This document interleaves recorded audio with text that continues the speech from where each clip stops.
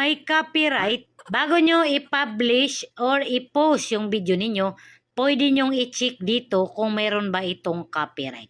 Dito tayo mag-upload ng video sa may Meta Business Suite. So, create post, add video, upload from desktop, photo library, then hanapin natin yung video natin. Then, done. So, antayin lang natin na mag-upload yung video natin. Itong video na to, wala itong copyright. So, gusto ko ipakita sa inyo kung ano yung itsura ng video na walang copyright. So, kailangan nyo muna maglagay dito ng title. So, sample lang naman ito, no? Sample. Dito sa may baba, pindutin natin itong next. Then, next. Kalagay, copyright check. Copyrighted content was not detected in your video. So, ibig sabihin, walang copyright ito kasi wala naman talagang copyright itong video na to. So, i-cancel natin. Mag-upload tayo ng isang video na mayroong copyright. Create post, add video, upload from desktop, photo library, then itong video na may copyright. Done. Then maglalagay din tayo ng title, sample. Next.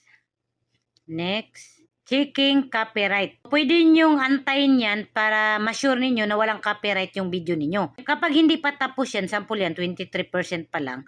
Tapos, pipindutin nyo na itong share. So, ito na yung lalabas. Copyright check in progress. Are you sure you want to publish before the check it complete? If you publish now and copyrighted music is found, it could impact your video visibility, audio, or monetization. If copyrighted music is found, you'll be notified once the check is complete. So, kailangan nyo munang antayin na maging 100% yung pag-check ng copyright para to be sure na wala talaga siyang copyright. Kasi kapag pindutin nyo agad itong share, so hindi nyo alam kung may copyright pala yung video ninyo. So, baka makapirate kayo. So, kailangan nyo munang antayin na mag 100%.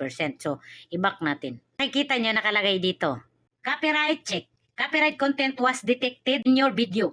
The rights holder allows this music to be used. Publishing this video won't affect its visibility, monetization on your page. So, pindutin natin itong see details. Copyrighted content was detected on your video. Impact on your video if you publish. No impact on your video, the rights holder allows this music to be used. Ibig sabihin, yung owner ng music nito, gina-allow niya naman na paggamit yung music niya. Pero dito sa baba, may nakalagay. The result of this check aren't final. Rights holder can still take action against your video after it is published if it contains their content. Nakalagay dito na pinapahintulutan tayo ng owner ng music na to na gamitin. Pero hindi pa ito final.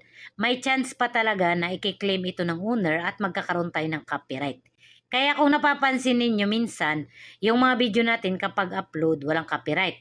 Pero kapag umabot ng matagal na, tapos yun na, maraming views, nagkakaroon na tayo ng copyright. Kasi hindi pa talaga final yan na porket wala kayo nakikita na copyright, sure hits na walang copyright. So may chance pa talaga na magkaroon kayo ng copyright kahit matagal na panahon pa yan.